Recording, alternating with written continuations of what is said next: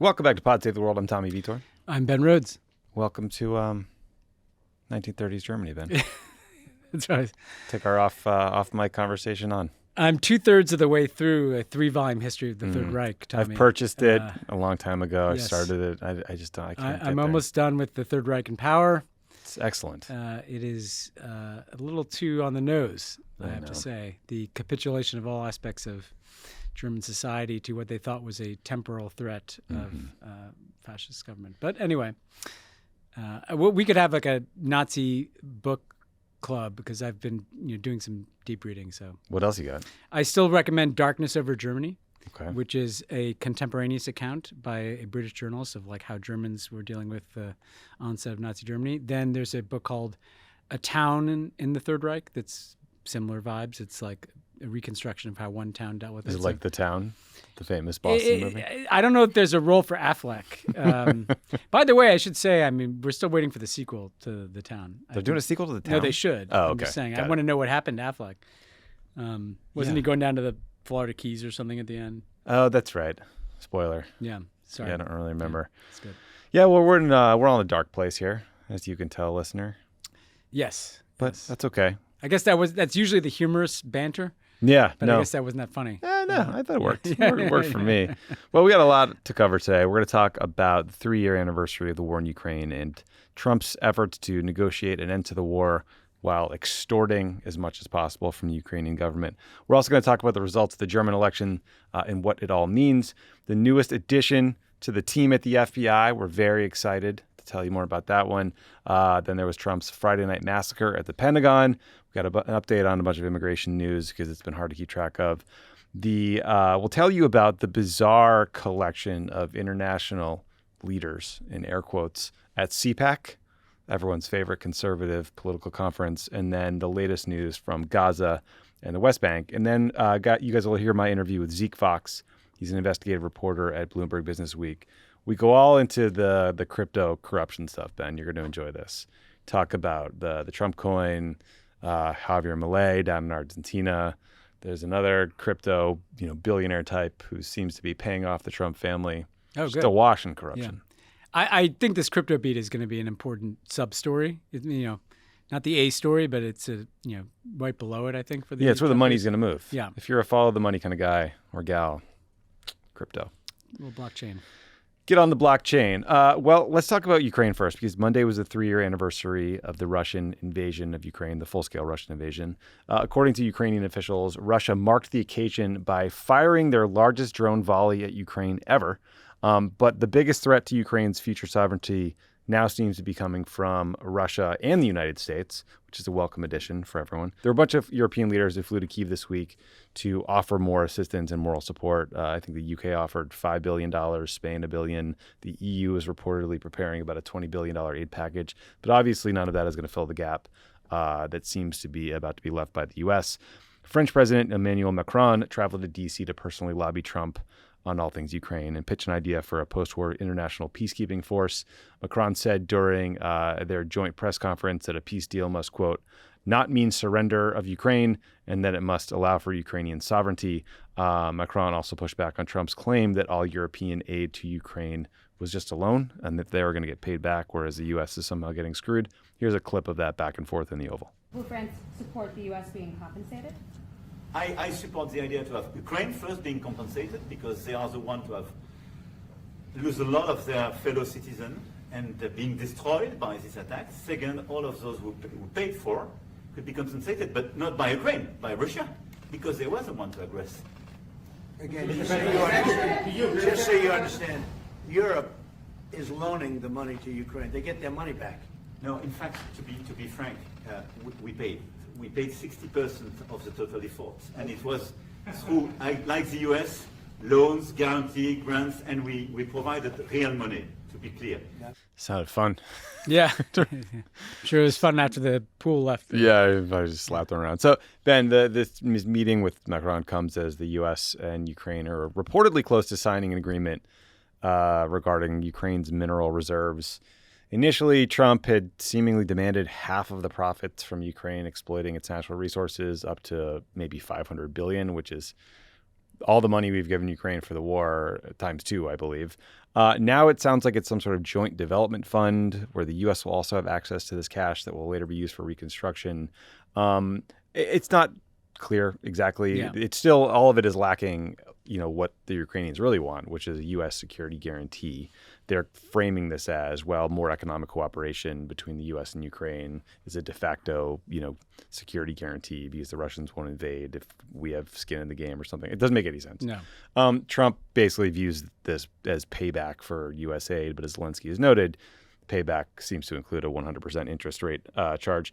In an interview with Russian state TV, Putin also suggested that Russia was ready to work with the U.S. on extracting rare earth minerals. And he suggested that the focus of his conversation with Trump and the talks in Saudi Arabia weren't really on ending the war. And then that he was open to this weird idea that Trump floated the other day about a joint 50% reduction in defense spending. I don't know, man. It's just baffling. Everything is confusing these days. Black is white, up is down. Yes. What did you make of Macron's visit and kind of where they're at on this mineral deal and these floats by Putin about like cooperation on mineral reserve exploitation? Like, what are we talking about at this point? I think it's important, and we will try to do this every week, to kind of step back from all the strange back and forth day to day and just look at where we are, which is that all of the discussion right now is about what Ukraine needs to give up. Right. And not Russia, the country that invaded Ukraine. And Give up to us? I know that's an obvious point, but, I know. But at no point in your wind-in, and this is through no fault of your own, it's because of Donald Trump, was there any discussion, what is Russia conceding? Right. Even any bits of the territory that they're currently occupying or trying to annex or returning children that they've kidnapped or paying any reparation, like that's all gone. And all we're talking about is what does Ukraine need to give to Russia in terms of territory, and what do they need to give to the U.S. in terms of these bizarre mineral rights, right? And this was manifest, by the way, in that UN General Assembly vote where the U.S. voted with Russia and North Korea and Belarus. Even Cuba and Iran abstained against Europe. And it's, to be clear, the first time since 1945 that the U.S. has voted with Russia and against Europe on any UN resolution. That's where we're at, right? On this mineral deal, it's truly baffling that we're spending this much time thinking and talking about something that is clearly manufactured bullshit.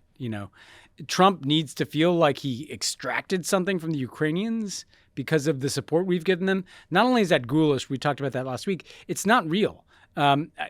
This idea that if the U.S. has some mineral rights in Ukraine, that's tantamount to a security guarantee, so Russia won't invade. That makes no sense.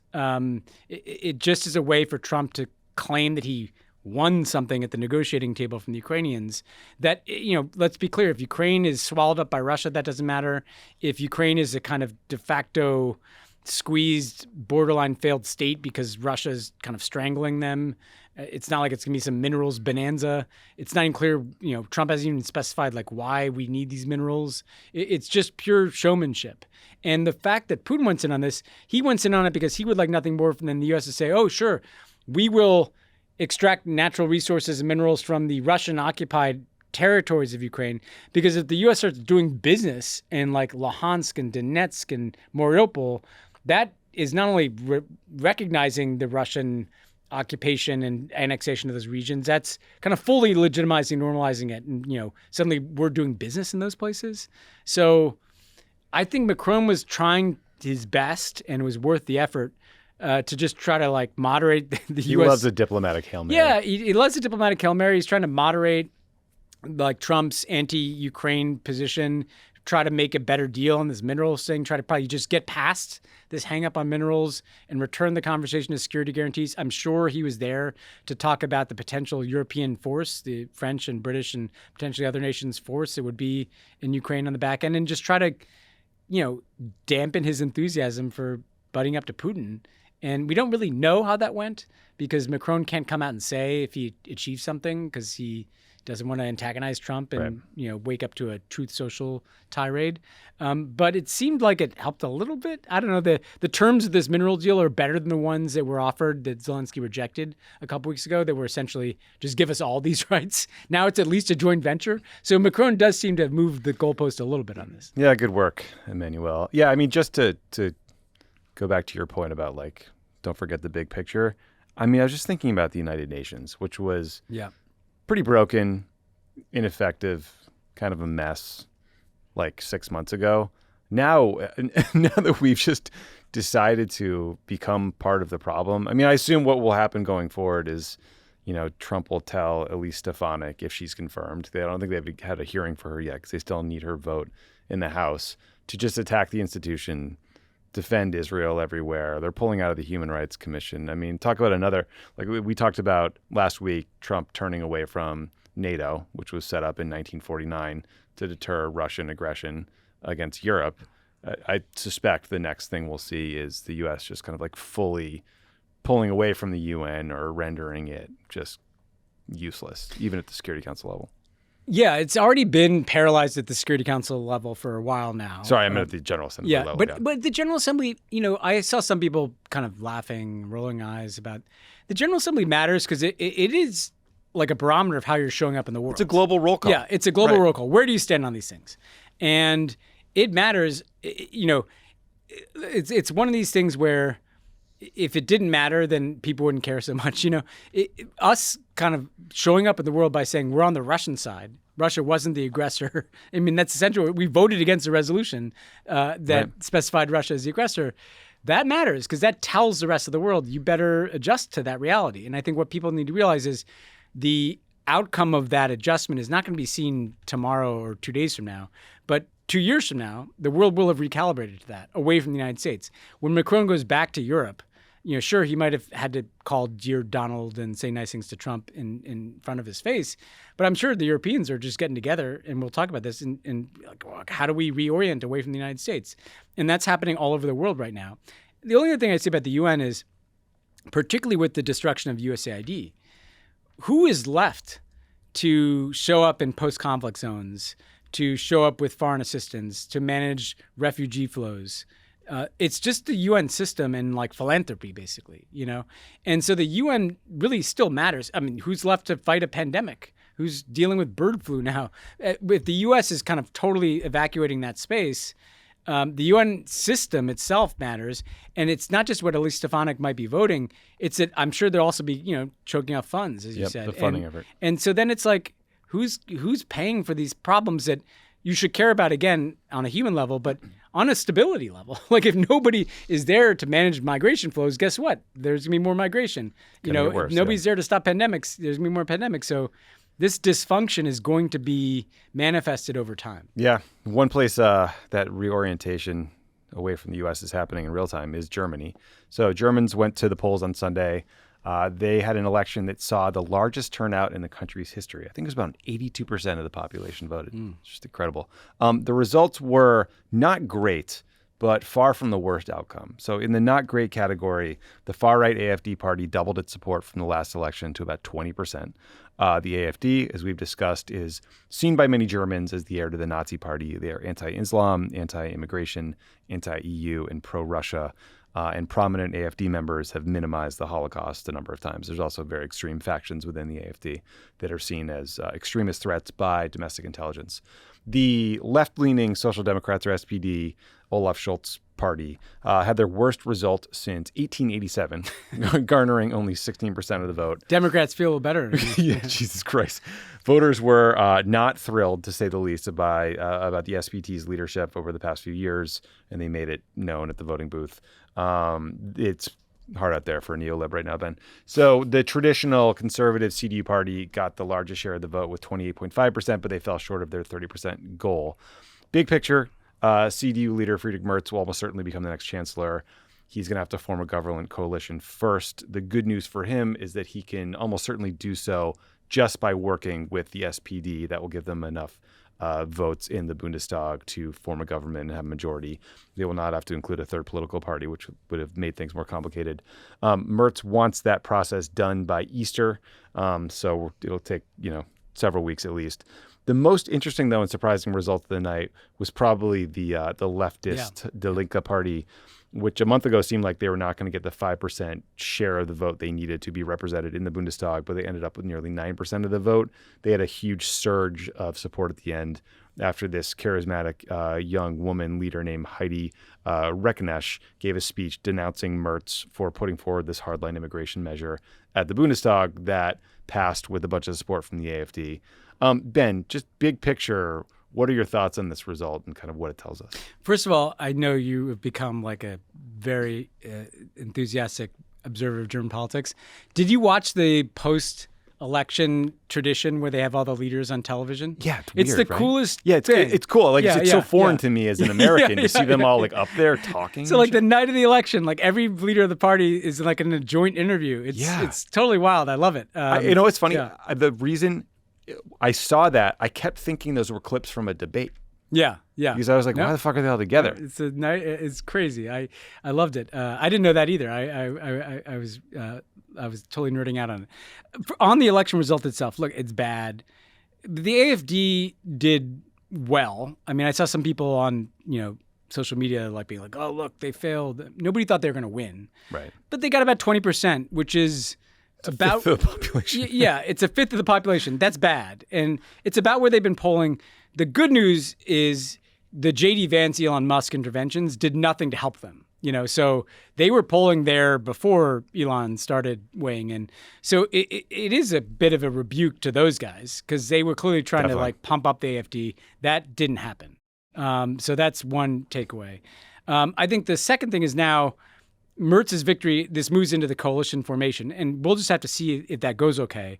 They did, as we talked about last week, move so far right on immigration and some other things that might make it difficult, but I think in the end you would expect that the threat of the AfD somehow getting into the government will compel. God, I hope. I hope so, because, hopefully Merz moves a little bit too to make that easier to happen.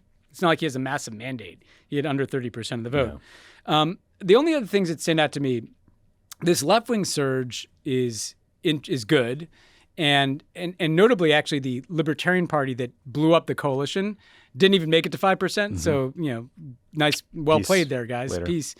I will say, like, she proves that maybe standing up on principle attracts some people your way because they got the late-breaking vote and message to people. This is not even like a left center thing. It's just like speaking with some conviction appeals to people. And I'm glad she's going to clearly be a voice. And maybe she can be the oppositionist who can gather some intensity. So it's not just AfD. So what you don't want is that there's a big coalition government and all the energy of opposition goes to the right. Right. Maybe she can capture some of that on the left.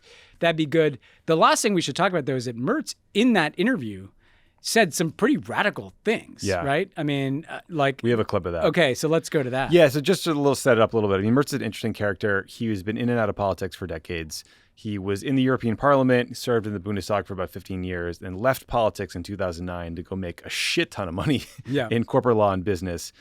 He and Angela Merkel, the former chancellor, were political rivals, which for a very long time was not a good thing for him because she was like, all-consuming political figure.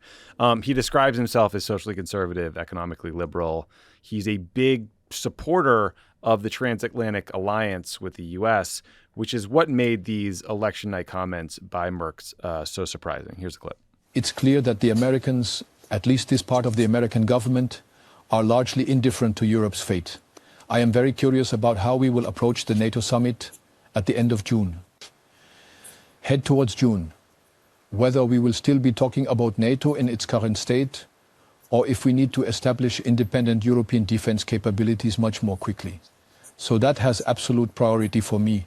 And I have absolutely no illusions about what is happening from America.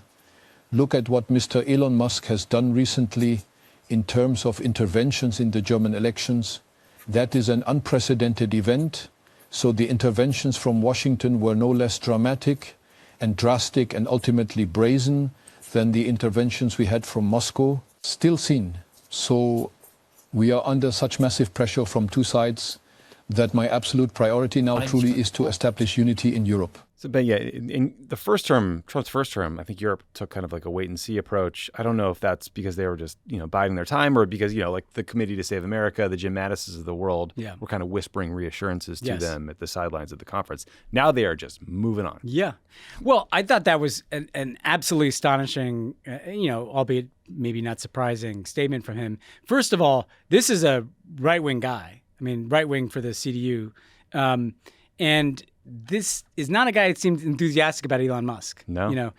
Side note, I hate that this guy who's a white South African guy is like the American that everybody's talking about, but put that aside. Well, did you see Tesla's down 8% today because they had really weak sales in Europe, in part because of this bullshit. Yeah, of course. But this is not a victory for Trump, right? Trump's party there is the AfD. The Republican Party's sister party in Germany is the AfD. Let's be clear about that. So it's interesting to me that even a kind of right-wing, center-right politician in Europe is like, stay the fuck out. I mean, to compare Elon Musk to Russia interfering in German politics is a pretty powerful statement. And I think what this suggests is there's going to be a rapid realignment in Europe. Now, how that plays out, we don't know. But he was indicating essentially that Europe needs its own defense capabilities, but in a meaningful way. He was talking almost about like nuclear issues. That Germany is obviously not a nuclear weapons power, but Britain and France are. Maybe some collective security arrangement could be made where they're not relying on the American nuclear security umbrella. Yeah, that's become a big conversation. That's a huge conversation, and it would totally change geopolitics if essentially Europe says we are not going to depend on the United States to be our security guarantee. We're going to be our own security guarantee. That's going to ultimately mean that not only do they have a stronger defense capability, and they're talking about plussing up defense spending across the continent, but they're going to have their own views on geopolitics, on whether it's Ukraine, but it could be other issues as well. And so I think you should take Mertz's signal as, hey, I'm actually not going to get into bed with these AfD guys. I want to pull together a German center, albeit in the rightward direction, that is also part of a European response to Trump and Putin, and have a kind of a third way here in Europe, which is a pretty rational thing, but it's an indication of how fast the tectonic plates are moving underneath the globe. Yeah, I mean, I think the biggest, challenge, obviously, the biggest challenge for Merz going forward is going to be economic growth. Germany's kind of stagnated over the last several years. People are pissed. Energy costs went up in part because of the Russian invasion. They also have to figure out an immigration policy that can defang the AfD in the right wing and make people feel heard without emulating them, or, as you said earlier, alienating parts of the social democratic coalition in a way that fractures the government. And like coalition governments are great insofar as they force you to work together with other parties, and they force sort of a more moderate government.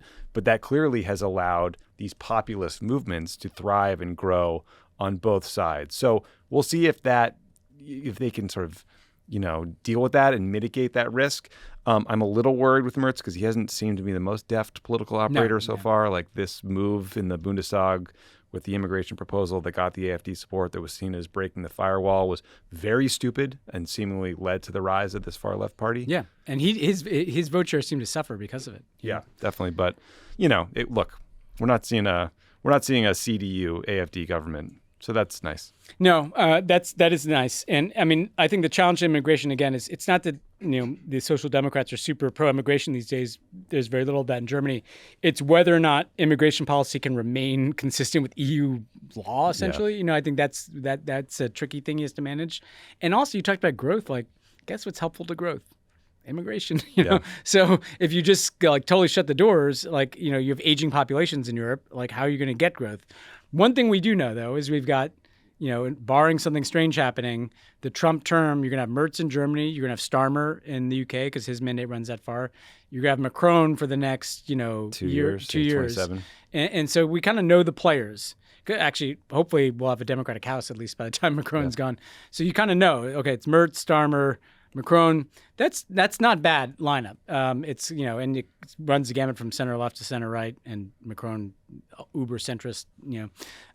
So that's what we're dealing with, and obviously Meloni and plenty of other leaders will be heard from as well. Yeah, decent leaders. I just keep seeing in these elections that the youngest people are just saying absolutely not to the established parties, like 18 to 24-year-olds, or the share of 18 to 24-year-olds voting from the AfD skyrocketed. Yeah. The share of 18 to 24-year-olds voting for the far left party skyrocketed. So there's just not a lot of faith in institutions and traditional parties. And look, I'm not mocking. I kind of get it, right? Yeah, I mean, imagine you're 18, you just went through COVID and this horrible economic crisis and inflation. Things are pretty awful, but we'll see. It's a tough political challenge for No, Merz. I think the lesson for the center left to the left is how do you put yourself back on the side of younger people. It's the same thing we're dealing with in this country. And it's not some shortcut like we need a German Joe Rogan or something. Like you need new messages, new leaders, new media strategies. Like they're in the same boat as we all are. Yeah, the young leader in the Dalinka left party, she blew up on TikTok. Yeah. That's how they reached a lot of people. And she's super compelling and cool tats, Yeah, for sure. Pod Save the World is brought to you by Sundays. Sundays is a fresh dog food made from a short list of human-grade ingredients. Sundays was co-founded by Dr. Tori Waxman, a practicing veterinarian who tests and formulates every version of each recipe. Sundays contains 90% meat, 10% superfoods, and 0% synthetic nutrients or artificial ingredients.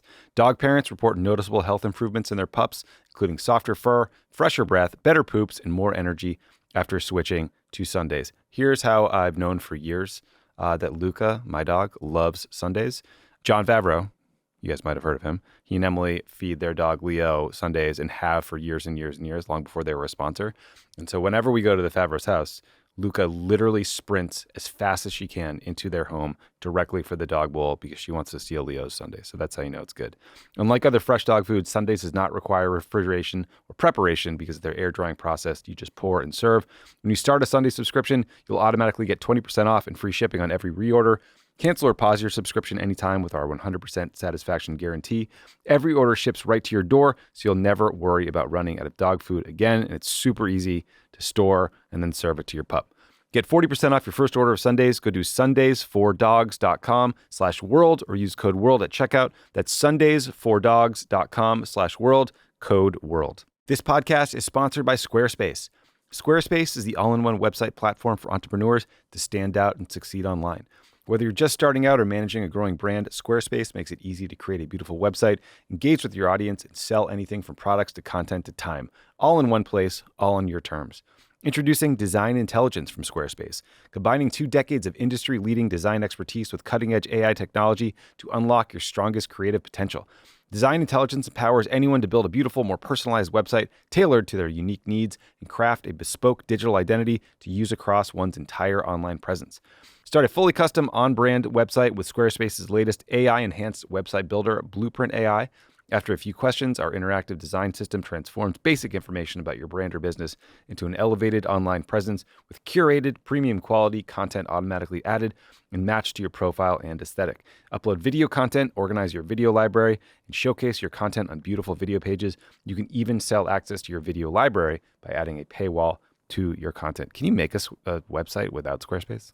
I feel like it's like the only thing I've heard of. Yeah, I don't know what else you would do. Why would you even bother? Draw a picture and show it to people on the street? Just to print out hard paper. Head to squarespace.com for a free trial. When you're ready to launch, go to squarespace.com/world to save 10% off your first purchase of a website or domain.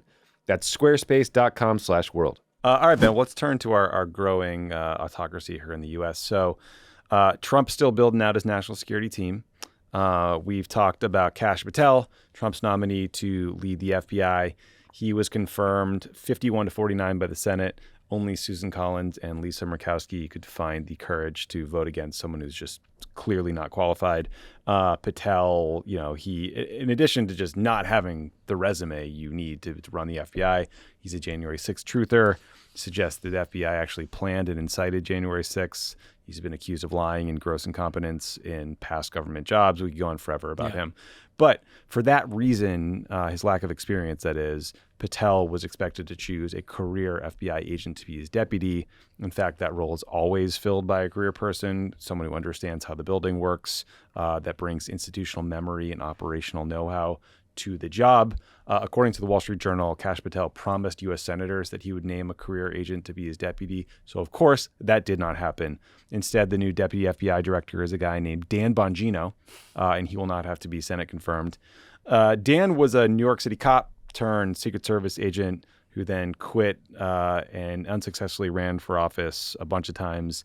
He then pivoted to media, hosting a show on Fox News, and then a very successful podcast that was primarily about how great Donald Trump is. And how awful people like you and me are. Hates us. Yeah. Dan actively hates our guts. Yeah. And anyone who came across Dan Bongino on Twitter knows that he has like a crazy temper. Like calls people commies and motherfuckers and this and that. In addition to, sort of these temperamental challenges, let's say, Ben. This is a clip of how he talks about the FBI on his show. This one's from 2022. The FBI is lost. It's broken, irredeemably corrupt at this point. The inexcusable raid on President Trump's home was the straw that broke the camel's back. I mean it when I say it. It's way past time to clean this FBI house up. They have burned every last shred of faith and trust freedom-loving Americans had in it. And to the libs out there, listen, don't even waste your time lecturing me on this issue. Not a second. I gaff you right off. I pay no attention to you losers, okay? No one's been a stauncher defender of FBI agents I work with than me. Go back and listen to my shows, you dipwads. I was the one defending them all the time.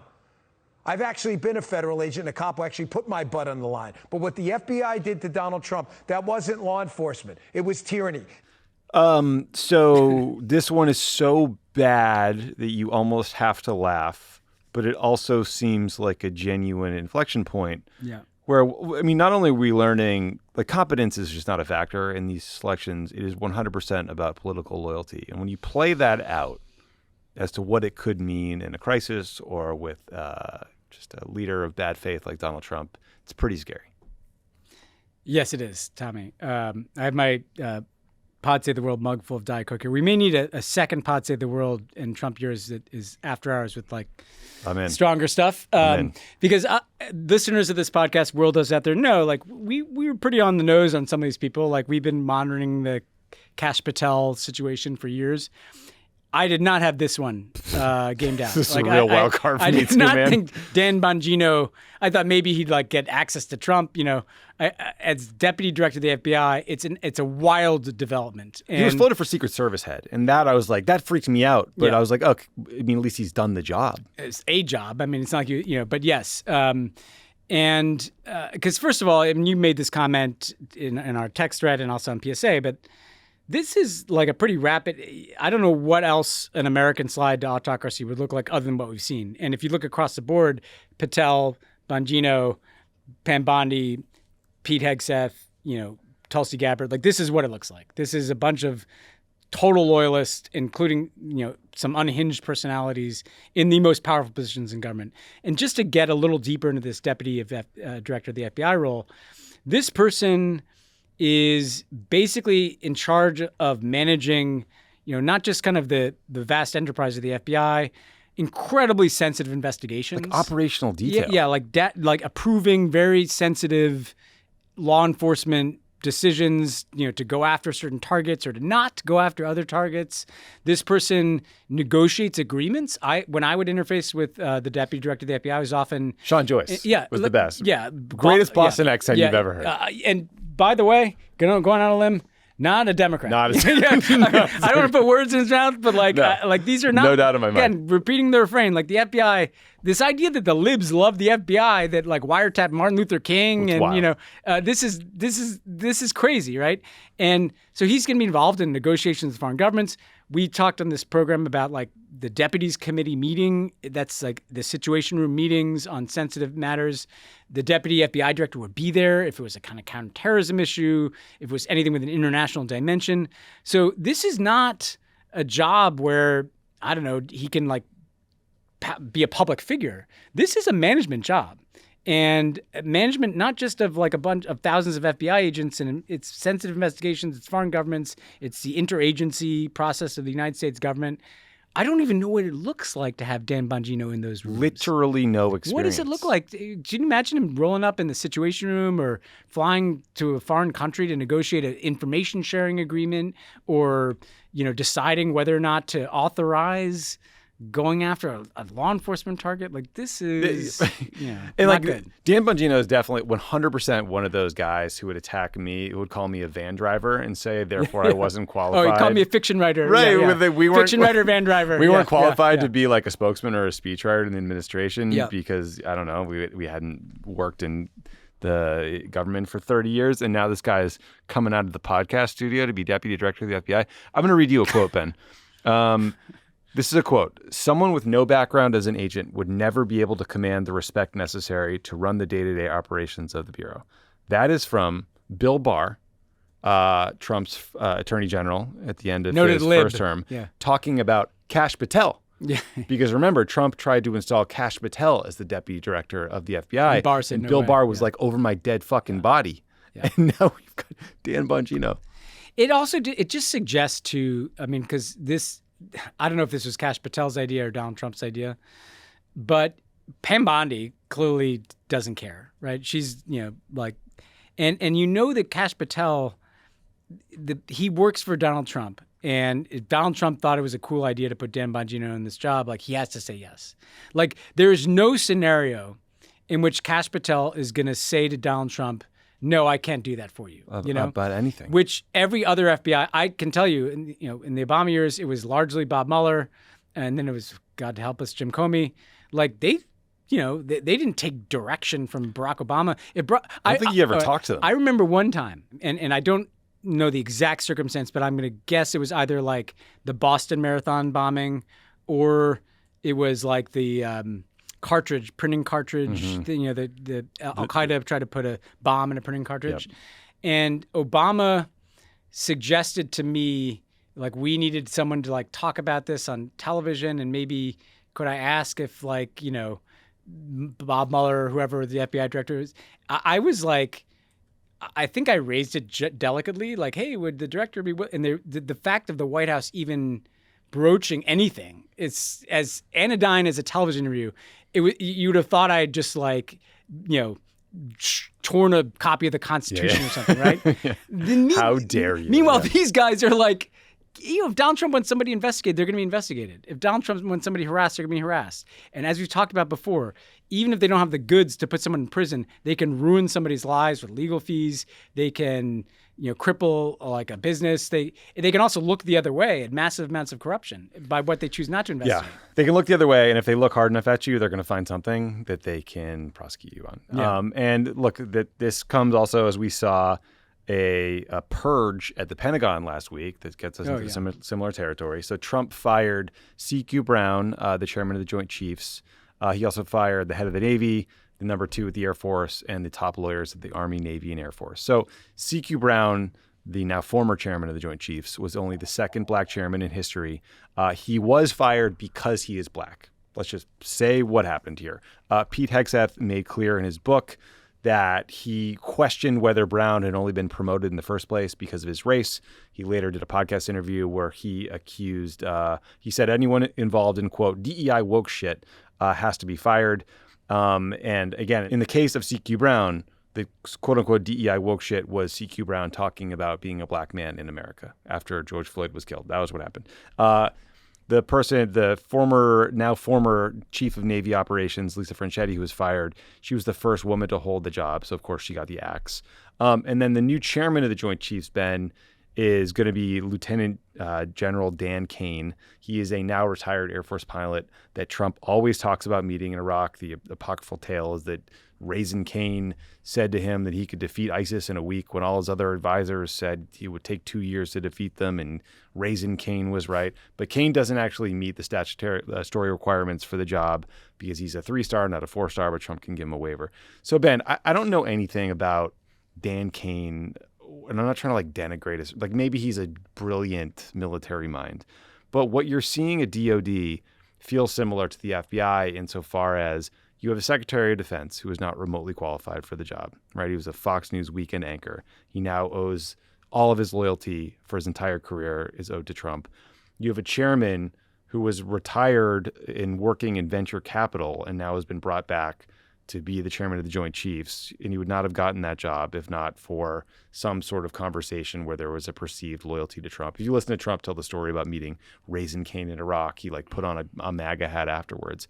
And it's all these people that owe, they have no independent kind of resume or power structure or reason to be there except for Donald Trump. And that's just not always the case.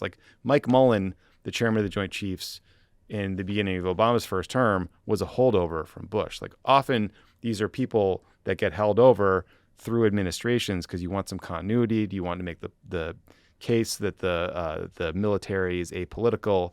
But that has just been obliterated, and now they're all just loyal to Trump. Yeah, I mean, I think first of all, we should talk about what happened to CQ Brown.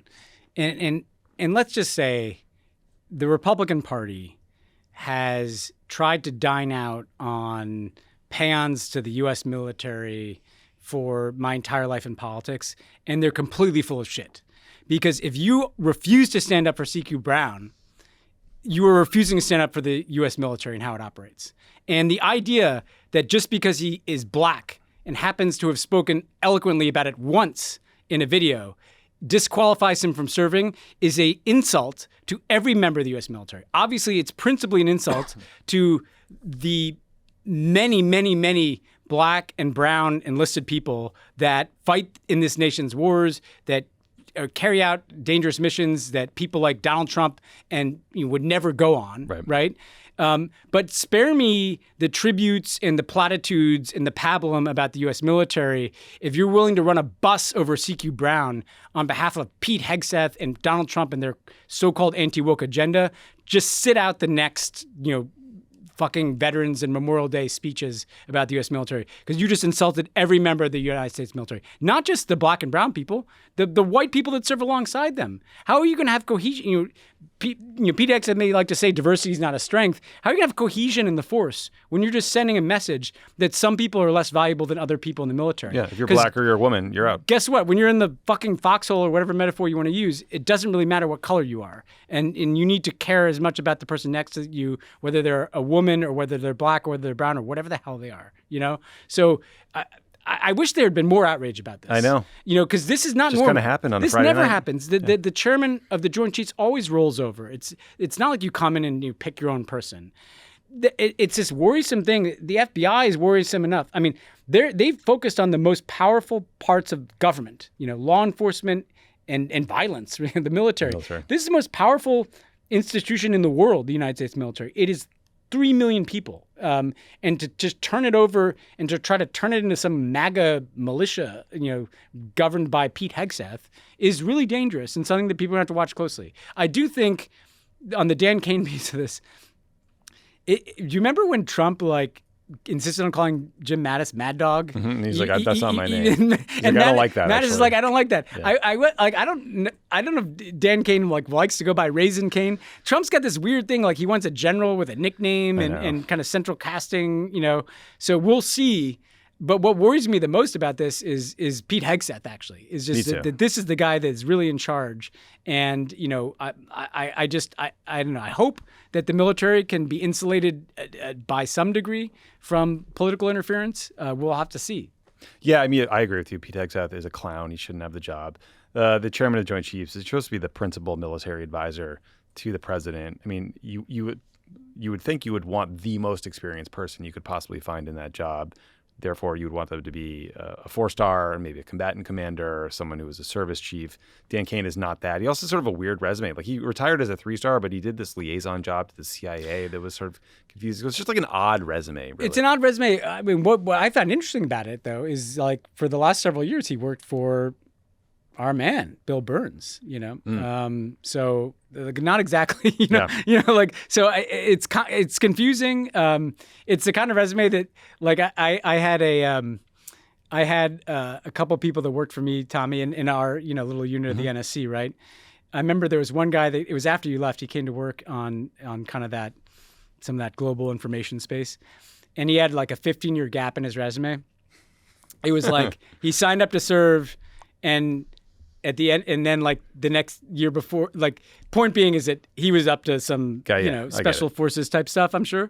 And there's a little bit of that in the Dan Cain resume, Which you could look. Which you could argue is interesting, but we don't know what was, what it was. That's exactly right. You could argue on the merits if the process wasn't so weird. You could argue that a hybrid kind of military, CIA background actually is kind of an accurate reflection of the way the U.S. does, military operations around the world these days. But it just happens in such a fucked up, strange, hackish way that I don't trust it. Well, and here's the other thing. The reason they have those requirements about being a 4-star is that they want you to have been a service chief. Usually the Joint Chiefs had run the Air Force, the Navy, the Army, because it's not just military advisor on policy. It's also managing the workforce, managing all these personnel, knowing how procurement is working, right? And so that's what's missing from Dan Cain's resume is being in this position of kind of overseeing an entire force and so who's But that may be because Pete Hegseth thinks that his like woke books or anti-woke books qualify him. There's actually nobody that means that has experience, like managing this huge enterprise of millions of people. Right. No, CQ Brown did. He was an Air Force service chief. He was deputy CENTCOM, and now he's gone. Yeah. Because he gave a speech once about being black in America for 5 minutes. By the way, everybody should watch that speech. It's very good. Yeah. It's really powerful. All right, Ben, we also wanted to check in on, there's this like flurry of immigration news happening every day. And trying to follow it beyond just the day's headlines, I think is important. So last week, we saw these reports. There were 170 Venezuelan migrants flown from Guantanamo to Venezuela. The Washington Post had a story documenting the horrific conditions on the ground at this Gitmo camp that we've talked about in the past, where the Trump people say they're going to house up to 30,000 migrants. The conditions we're talking about include solitary confinement, people getting strip searched, people being shackled and caged when they're allowed outside. And despite the administration's claim that everyone getting sent to Gitmo were the worst of the worst, they're violent criminals, they're gang members, they're murderers, that's just not true. CNN reported that 51 of the 177 had no criminal record at all. And then separately, the New York Times had this devastating piece, and the Daily did a version of it that's worth listening to, about a bunch of migrants that had been deported from the U.S. and were sent to Panama. These were people from all around the world. There was a guy from China. There was a person from Iran who had converted to Christianity. Many of them were asylum seekers, and they were all just shipped to Panama. And then they got locked in these hotel rooms. They didn't know what was going on. They couldn't contact anyone. There was people killing themselves, like absolutely awful. And basically what happened was they were offered some sort of opportunity to get repatriated to their home country or their country of origin. For many, that is an impossibility because they would be killed or put in prison. And so when they refused, they were sent to this squalid camp by the edge of the jungle near the Darien Gap. And so, Ben, I'm sure what's happening, the optics of it, some of the reporting, I bet it is having a deterrent effect. There are probably people who are like, oh my God, this is like inhuman. I don't want to go to the U.S. now.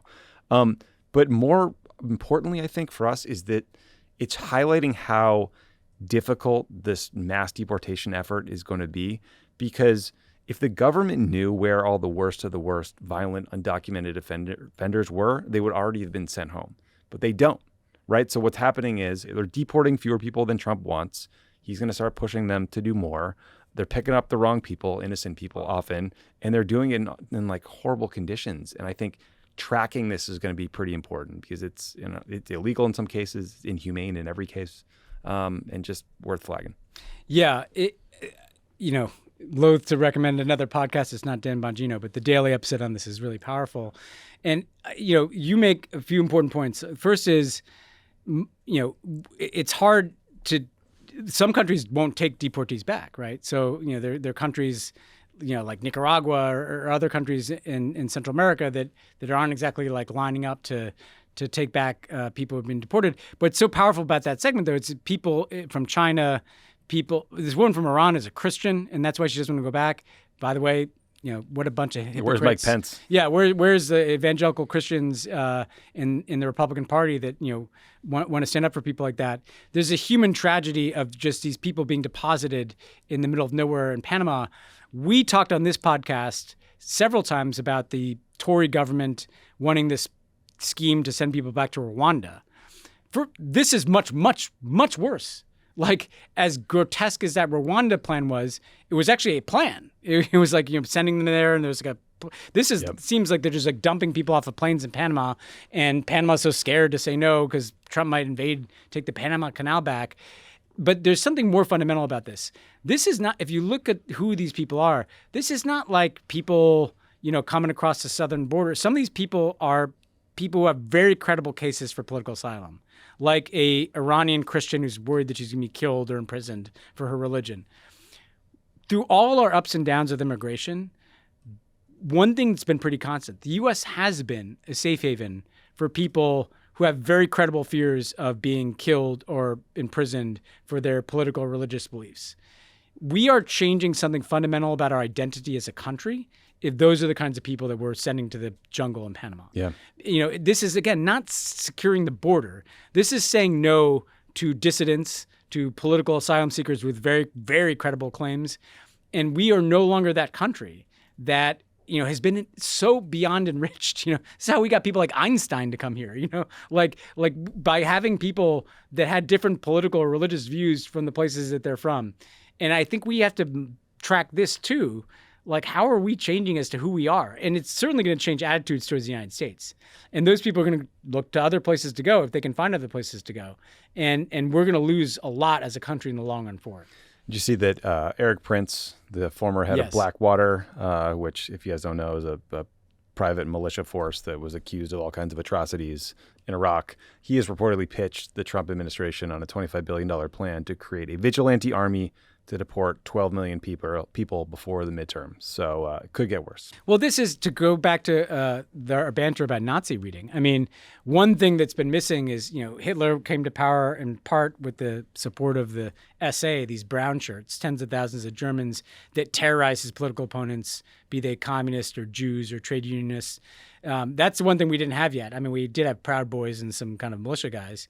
If we literally, I'm not exaggerating. I mean, Eric Prince's proposal is essentially creating some brown shirts, people roaming around American communities, vigilantes, empowered to seize people. Do you really trust those guys to separate violent criminals from other people or frankly separate someone who looks different, who is a citizen of this country Especially from if there's somebody a else? profit motive? Yeah. No, not at all. If they have quotas, I mean, it's the same, you don't like it when people have quotas to get parking tickets. If these guys have quotas to deport people, it's not going to be good. Yeah. Terrible. Okay, we have a few more things to get through before we get to the interview. So the annual Conservative Political Action Conference, or CPAC conference, just wrapped up. This thing used to be like kind of a right-wing fringe that we would all make fun of every year. Now it's just now runs the MAGA the base. country, yeah. Over the years, CPAC has evolved to include more international speakers. They even hold conferences abroad. Here's a quick supercut of some of the international voices at this year's CPAC. Suddenly, post-November the 5th, America is optimistic. It's upbeat. It's the beginning of the golden age in America. Ladies and gentlemen, we missed the first American Revolution in 1776. In fact, it was actually a revolution against us. But we want to be part of the second American Revolution. I envy so much your program, Drill Baby Drill. We'll look for one in Europe.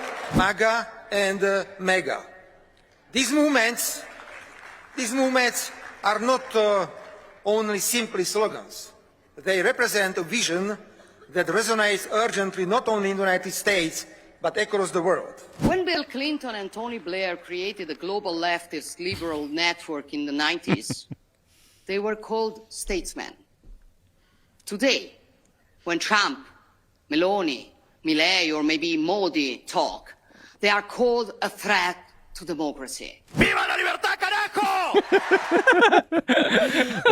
Shout out to Michael and our team for enduring all those speeches and cutting them down for you. I think Michael secretly is entertained. He loved it. Yeah, he's laughing over there. That was Forum UK's Nigel Farage, former Tory Prime Minister Liz Truss. Gosh, she's such a dud every time I hear her talk. The former Prime Minister of Poland, whose name I'm not going to try. Slovakian Prime Minister Robert Fico, Italy's Giorgia Meloni, and Argentina's Javier Milei at the end there, entertaining us. Not in those clips, but attending were Jair Bolsonaro's son, the former president of Brazil, and the leader of the far-right Spanish Vox party.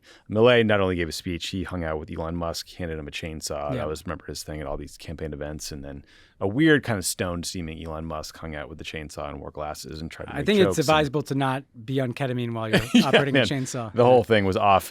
Notably absent from the proceedings was Jordan Bardella, who's the leader of Marine Le Pen's far-right National Rally Party. He canceled his appearance after Steve Bannon gave what I think everyone with eyeballs thought looked like a Nazi salute.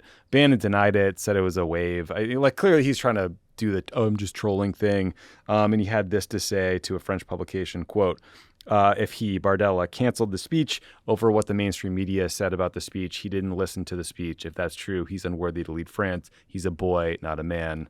Okay, Steve, some tough talk. I don't know, Ben, what do you make of this collection of goobers who spoke and what it tells us? It's a lot of this usual suspects at this point. It's the usual suspects. Part of what's so frustrating about this political moment is, on the one hand, I have to acknowledge the very effective, 10-year effort to construct this far-right internationale that they built. And there needs to be one on the center left to the left. There needs to be our version of CPAC. We've needed it for a long time. I wrote a whole book about this global international. But at the same time that I can see how they've been investing in shared platforms like this, shared political strategies, shared funding sources, most of them are so fucking mediocre. I know. That it drives me crazy. So I can see like what's really smart about what they've done, and yet you've got a bunch of goobers like Liz Truss and, Miele like screaming at the top of his lungs. I will say Maloney's an astute politician. She's done well for herself. That was actually the smartest clip. Hey, why can't we be, Bill Clinton and Tony Blair started Global Progress. By the way, I go to Global Progress summits. Like, they're not quite what the energy is in that room. No. Maybe we need some chainsaws at the Global Progress summits. But as much as we should laugh at this because there's an absurdity to it, more importantly, we have to reverse engineer it and have our own. I agree. Let's end this by talking about some news out of Gaza and the West Bank. So in terms of Gaza, Ben, last week we talked about this horrible, tragic news about the Bibas family. Yarden Bibas, the patriarch of the family, was returned in one of the recent hostage release deals. He was one of the men who looked like a Holocaust survivor because he was so emaciated. But we officially learned around the same time that his wife and 2 small children had died while in Hamas captivity. Last week, Hamas was supposed to release the bodies of Cherie Bibas, Yarden's wife, and their 2 children, 4-year-old Ariel and 9-month-old Kafir. But the Israeli authorities later determined that the body Hamas said was Cherie Bibas was someone else. Hamas said there was a mix-up of some sort. They later returned the correct body. But it is hard to imagine anything more cruel and evil in just its totality than the treatment of the Bibas family, from kidnapping them in the first place to kidnapping children to starving Yarden Bibas to the point where he looked so emaciated, to parading the coffins these children were in through the streets of Gaza and then returning the wrong birth. Like, the words don't do justice for how fucking evil this was. An Israeli military spokesman later said that the Bibas boys were killed with bare hands, quote unquote. Hamas had claimed that the Bibas family was killed in an airstrike. I don't know that we can prove either of those things. I just want to say that it's really awkward to talk about this because my view on this is I don't need to know how the Bibas children died to know that it was evil and wrong to kidnap children in the first place. Yeah. Obviously, if they were strangled to death by a Hamas person, that is a next level thing. But the fact that they were taken is just beyond cruel. But I want to reflect in our conversation that there is debate and dispute over sort of what the forensic pathologist could know at this point. But all of that tension brings us to Saturday, when Hamas handed over the last living hostages that were part of this phase 1 of the ceasefire deal. Israel is supposed to release 620 Palestinian prisoners, but they put their release on hold in protest of the treatment of the Bibas family and these hostages. Hamas also released this awful propaganda video of 2 hostages who were not set for release until phase 2, but they were brought to the ceremony and forced to watch others go free, and then they were begging for their freedom. So again, just unfathomable cruelty. Hamas accused Israel of a blatant violation of the agreement for not releasing these 620 prisoners and said there'd be no more ceasefire talks until they were let go.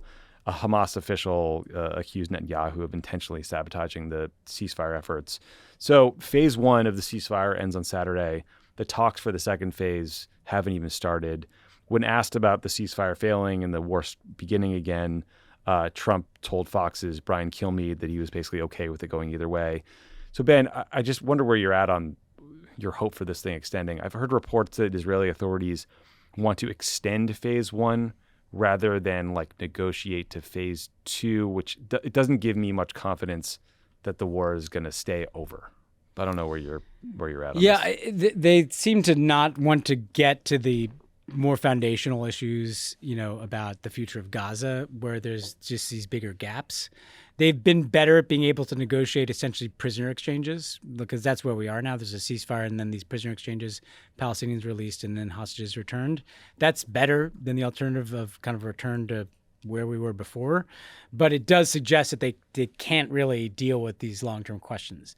And so they may just try to get as many exchanges done without while kicking the without can. withdrawing fully. I will say, like this is a window into the fact that the current iteration of Hamas remains completely kind of nihilistic and lacking in any capacity for empathy, and not just in what was done to the Bilbas family, but the way in which they managed all this. I will also say, Tommy, like as seeing the valuation of human life in the Israeli response to the treatment of this family.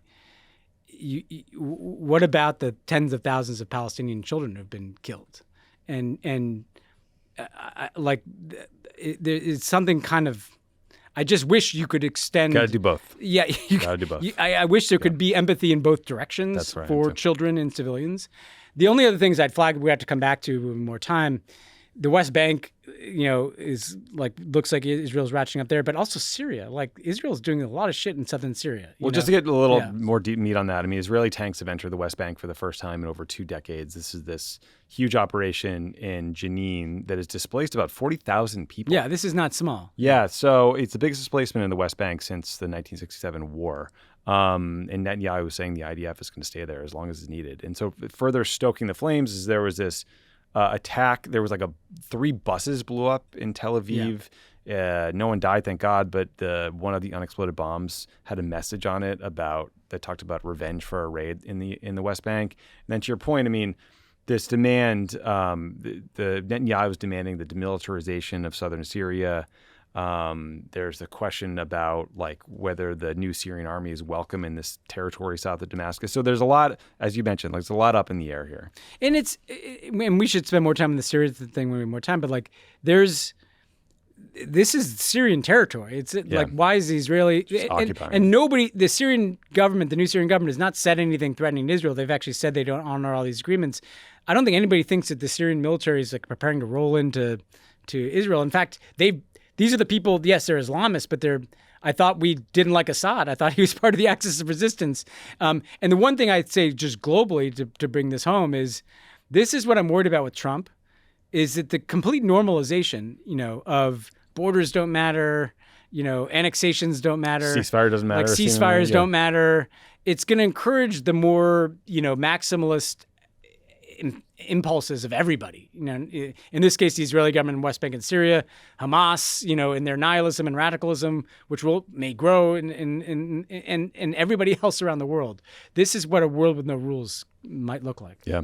I should mention, since we started recording and now it seems like everyone's reporting that the minerals deal has been agreed to, and Zelensky's going to come to the White House on Friday to sign it. So we'll see.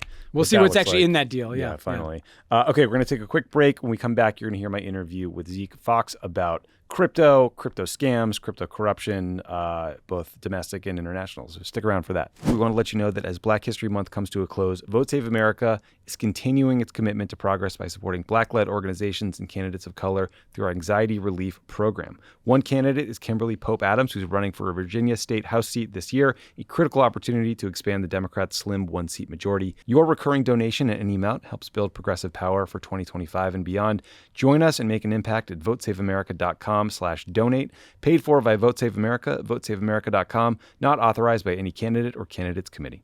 Pod Save the World is brought to you by Rocket Money. You sign up for something, you forget about it after the trial period ends, then you're charged month after month after month. The subscriptions are there, but you're not using them. In fact, 85% of people have at least one paid subscription going unused each month. Thanks to Rocket Money, you can see all your subscriptions in one place and cancel the ones you're not using anymore, saving more money. Rocket Money is a personal finance app that helps find and cancel your unwanted subscriptions, monitors your spending, and helps lower your bills so you can grow your savings. Rocket Money's dashboard gives you a clear view of your expenses across all of your accounts. You can easily create a personalized budget with custom categories to help keep your spending on track. See your monthly spending trends in each category to know exactly where your money is going. Get alerts if bills increase in price, there's unusual spending activity, or if you're close to going over budget. The new goals feature automatically saves money for you so you don't have to think about it. Pay off credit card debt, put away money for a house, or just build your savings. Rocket Money makes it easy. Rocket Money has over 5 million users and saved a total of $500 million in canceled subscriptions, saving members up to $740 a year when using all of the app's premium features. Rocket Money is what we all wish Elon Musk and the Doge guys were doing. You know what I mean? Actually cutting spending in a smart, thoughtful way. not rampaging through the U.S. government. I've saved money with Rocket Money. Ben Rhodes has saved money with Rocket Money. It's a great service. Give it a shot.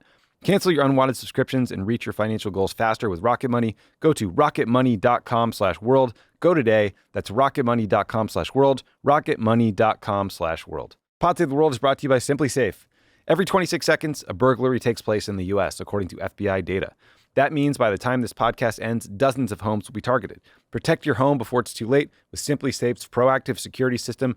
Simply Safe helps stop threats before they even have a chance to break in. We love Simply Safe. I probably love it even more now that the entire FBI is being politicized, and we can't count on the justice system to protect us at all. Yeah, that's right. But John Lovett set one up himself. I did. And had great sensors. Yeah. Turn it on and off with his phone. That's right. You can use the app. The app is great. It's great to have an alarm system. It's great peace of mind. It's Simply Safe is easy to set up, and once you set up, it's completely reliable. Customer service works. The app works. Highly recommend it. Cash Patel, not involved. Not involved. Traditional security systems only take action after someone has already broken in, and that's too late. Simply Safe's Active Guard outdoor protection can help prevent break-ins before they happen. If someone's lurking around and acting suspiciously, those agents see and talk to them in real time, activate spotlights, and even contact the police, all before they have the chance to get inside your home. No long-term contracts or cancellation fees. Monitoring plans start affordably, around $1 a day. There's a 60-day satisfaction guarantee or your money back. Simply Safe is named Best Home Security System by U.S. News and World Report 5 years in a row. $1 a day. Keep yourself safe. Come on. That's nothing. Visit simplysafe.com/crookedworld to claim 50% off a new system with a professional monitoring plan and your first month free. That's simplysafe.com/crookedworld. There's no safe like Simply Safe. Our guest today is Zeke Faux. He's an investigative reporter for Bloomberg Businessweek and the author of Number Go Up, Inside Crypto's Wild Rise and Staggering Fall. Zeke, great to meet you. Hey, great to meet you too. A big fan of your work, and I wish I better understood your entire area of coverage. So excited to talk with you today. I wanted to start with the Argentinian president, Javier Milei. We talked last week about how he promoted this meme coin called Libra. It skyrocketed to billions of dollars in value after he tweeted about it, and then crashed because a bunch of insiders dumped their shares in what is in the crypto world called a rug pull. In the old school penny stock world, would we just call that a pump and dump? Yeah, I mean, pump and dump implies crime, and in the crypto world, we've entered this like new era where, you know, we can do sort of like crime light. It's not a pump and dump. It's just like a rug pull. It's all in the game is sort of their attitude, because on these like new cryptocurrencies, the rug pull, it's not even a question of like, will there be a rug pull? It's almost like a game where you're just gambling on this cryptocurrency and hoping that you'll sell at a profit before the inevitable crash. Right. Okay, good. This is very helpful because you're actually anticipating one of the questions I have for you later. So, but back to this Libra coin. 86% of traders who bought Libra lost money. Total losses were something like $251 million. Just for our listeners who aren't familiar with crypto, when we're talking about a meme coin, what does that mean? Yeah, so the original idea with Bitcoin, which is now like 15 years old, was that it would be some sort of alternative to the US dollar. Like it would be this decentralized digital money, and we would use it for everyday transactions. And that totally has not come true. Nobody is using cryptocurrency for regular stuff.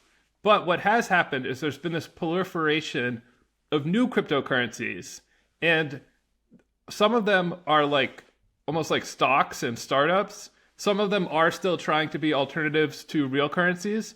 And then at the absolute dumbest end of the spectrum, we have meme coins. And these are, the original meme coin was Dogecoin. And it was created as a kind of parody of the like Bitcoin and what the creators saw as like its get rich quick mentality. So they said, hey, we've got this new cryptocurrency. It's represented by this picture of a dog. We're calling it Dogecoin. It does absolutely nothing. We are not saying it will ever do anything in the future. There's literally no way this could ever actually be worth money. Now, how would you like to buy some? Right. And as it turned out, a lot of people did buy some, and people made tons of money on Dogecoin because this became kind of an online craze. And it was similar to the GameStop and AMC phenomenons during the pandemic, when basically traders kind of went crazy and pumped up the value of these stocks like way beyond anything that could be justified by their real business. And in crypto, when you've got like a good story, like, oh, Dogecoin, people got rich on Dogecoin, very quickly there's copycats. Mm-hmm. And in the last couple of years, there have just been tons and tons of meme coins. And some of them, so all of them, what distinguishes a meme coin from other cryptocurrencies is that there is no promise that it will ever do anything. At best, this is like a zero-sum game where the early people might make money and the later people lose money. But in reality, it's a game that is generally rigged by the insiders, and that money comes off the top. And a lot of the gamblers think they're the smart ones who are going to get in early and win the game, but are in fact the bag holders, the ones who are getting dumped on by the insiders. Right. And that's like, this happens again and again, and people just don't seem to learn their lesson. They just seem to sort of like this meme coin game. Yeah, well, we all keep going to the casino too, right? I mean, I get it on some level. But so thank you for that very helpful explanation. So after this happens, the rug gets pulled. Javier Milei pumps this cryptocurrency. All these people lose money and they get hurt. A bunch of his political opponents were calling for impeachment. There was a judge who threatened to investigate him for fraud. One of the guys behind this Libra coin said that he was paying off Milei's sister to get him to do things. He is also associated with the Melania Trump meme coin launch, I believe. Could you tell us just a little bit about Hayden Davis? And like, what does it mean to be like the guy who launched some shitcoin or meme coin?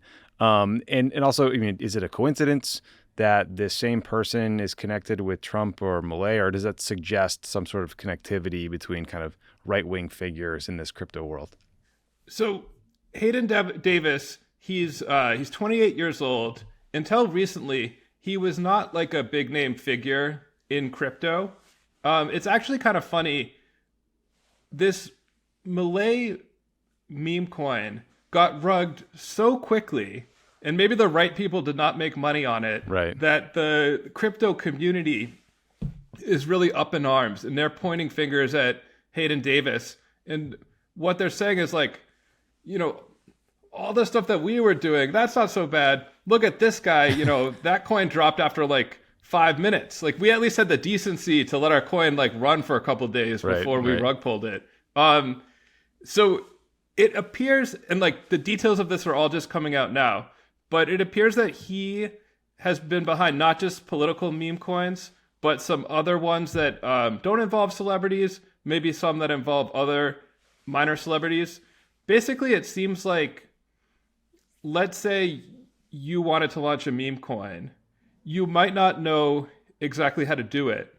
And you, in asking around, would eventually be told, hey, this guy Hayden has done many successful meme coins. He's the guy to talk to. He'll set you up with everything.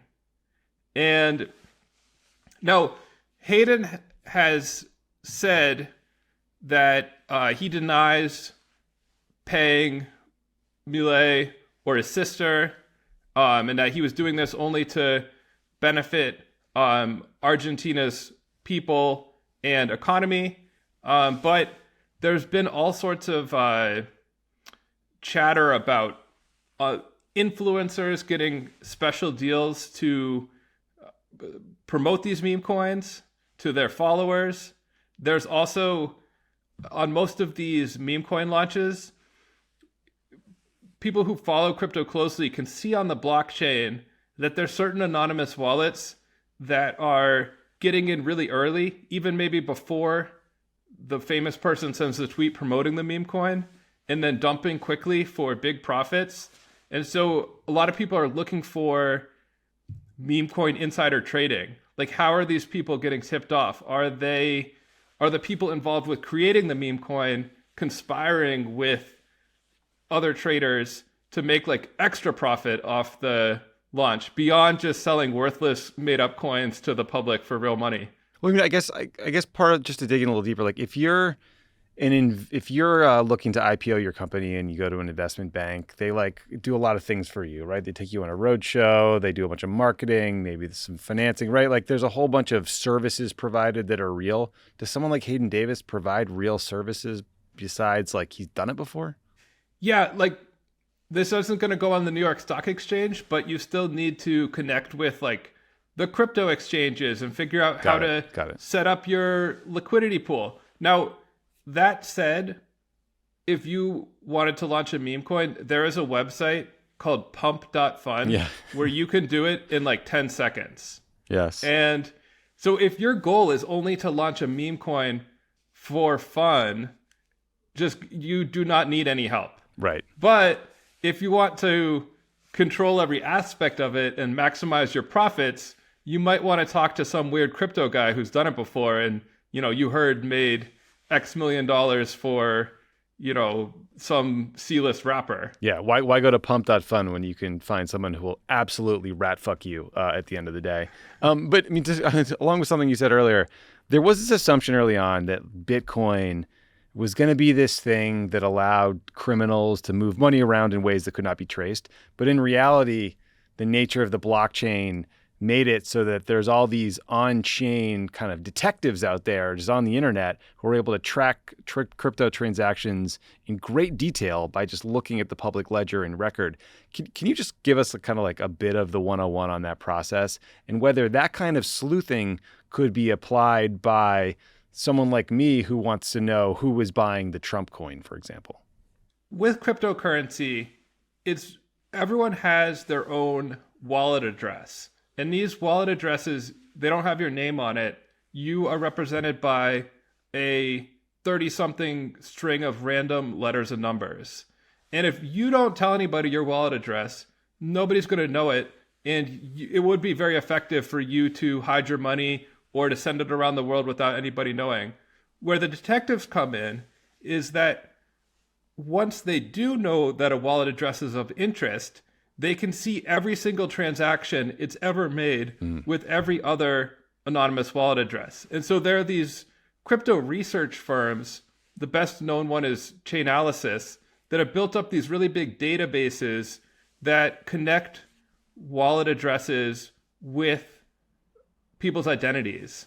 And again, like your average person is not going to end up in this database and probably still could use this for like anonymous crime. But just the other day, a big crypto exchange called Bybit was hacked for $1.5 billion worth of Ether. And so immediately, all of those wallet addresses that received the hacked money, it's like the die pack went off in the bag of stolen cash from the bank. Like those are now dirty wallet addresses. And if you try and send it to another wallet, anonymous, to clean it up, people can still see that it won't really work. So there are techniques that the criminals use to try to launder their dirty crypto. But once like your money is kind of identified as dirty crypto, it becomes hard for you to spend it. Like you might remember Razzlecon, the terrible rapping hacker. Yes. Tell us about them real quick. So these guys, they previously held the record for like biggest Bitcoin exchange heist. It turned out it was this couple who lived in a financial district. The woman went by Razzlecon and she had actually recorded like epically terrible raps in which she talked about like her social engineering skills. So they got caught. They're, I think, awaiting prison right now. But they stole Bitcoin that at the time they were caught was worth like $3 or $5 billion.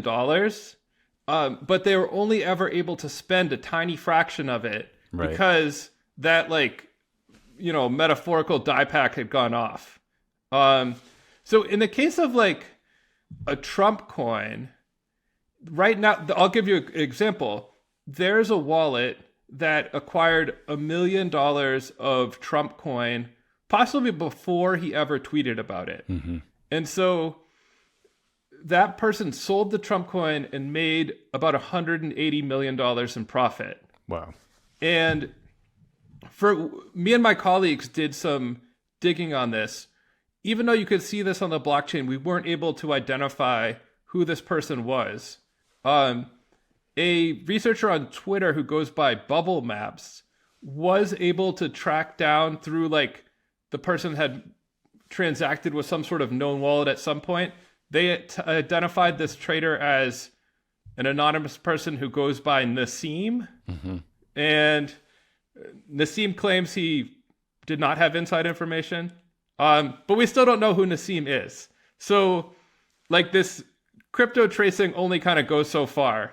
Interesting, man. You mentioned this news that broke last week of this North Korean hack of and theft of $1.5 billion worth of crypto from this Dubai-based crypto exchange.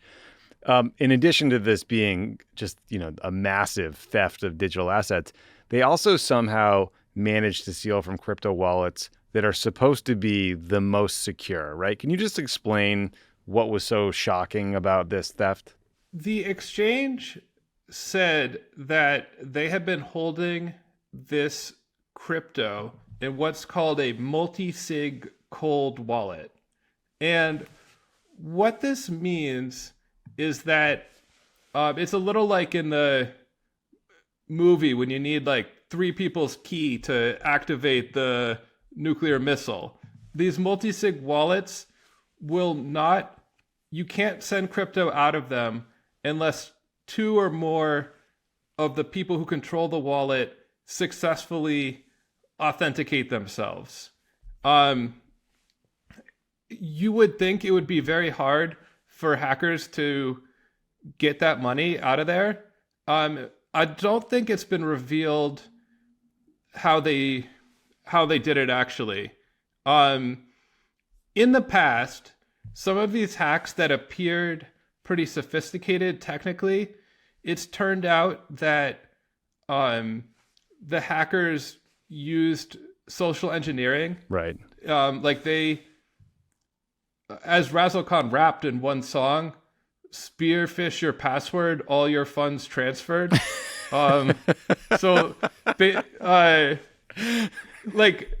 the multi-sig makes it harder, right, but you would, right, yeah. if I get 2 people to open my junk email and install malware on their computer, right. I might be able to steal both of their passwords and transfer this crypto out.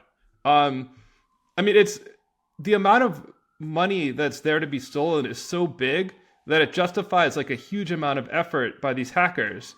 And so far with these crypto exchanges, it's just with each of them, so many of them have gotten hacked over the years.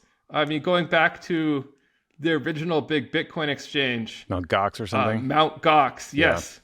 Yeah. It's just such a temptation that you've got this pile of, ones and billions zeros. of dollars. Yeah. Sitting around. By the way, I regret to inform you that Razzle Khan has been sentenced to 18 months for her theft of 119,000 Bitcoins. Wow, that's a lot of money in today's terms. Holy shit. Okay, well, another person I wanted to ask you about that is huge in the crypto world is a guy named Justin Sun. Can you just explain who he is and his connections to the Trump orbit? Justin Sun has been around in crypto since like 2017, which is a long time in an industry which seemingly turns over every 2 years as like a new set of players becomes billionaires and then is sent to prison. He founded what's called Tron, which is one of the most popular blockchains used for like tons of transactions. And he was sued by the Securities and Exchange Commission over his fundraising for Tron. Now, the SEC is until recently at least, was suing pretty much everybody in crypto. And a lot of these cases are just based on the idea that these cryptocurrencies are unregistered securities. Like these sales should have followed the SEC rules, but they didn't. And the Trump administration has said, we're going to drop that type of case. But the Tron case is a little bit different because the SEC also alleged fraud in the offering, like manipulative trading to dupe the public into investing in this Tron token sale. So Justin Sun has said that's not true. He's fighting the case. But recently, he did a little something that might have been intended to help his cause. So President Trump now has 2 or 3 crypto ventures, depending on how you count. But his first one was called World Liberty Financial. He announced this in September. And the pitch was truly unappealing. It was some sort of vague crypto platform. But so with a meme coin, you don't say it's connected to anything. Right. You're just like, this is going to be fun. Buy my meme coin. Right. Join my People community. get that. Right. Yeah, fine. But with World Liberty, they were like, this is going to be a crypto platform. There's something real here. We're not really going to say what it is yet. Also, if you buy the coins, you're not allowed to sell them. And you don't get any profit ever. So... What a deal. Yes. And if you buy $1 worth of coins, 75 cents of that is paid to the Trumps as a licensing fee. It was looking like the sale would kind of fail and maybe this thing wouldn't launch. And Justin Sun stepped in.